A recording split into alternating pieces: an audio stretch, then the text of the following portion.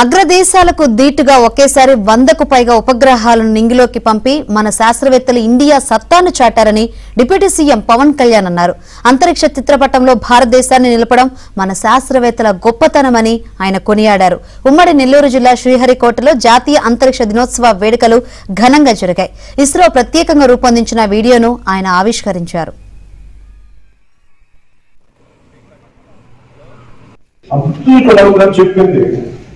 Small aims in work, especially for schools. Hello, చిన్న చిన్నగా ఆశలు పెట్టుకోండి. నిత్య చంద్ర మన మంగళయాన్ని మనకి మనిషి భవిష్యత్తు పంపించాలి. లేకపోతే చంద్రమండలం దిగాలి. చిన్న చిన్నగా ఐడియా నాకు కోరిక ఉంటుందంటే మన డబ్బు సంపాదించాలని ఎక్కువ సంపాదించాలి. నా దేశంలో నెంబర్ 1 సైన్స్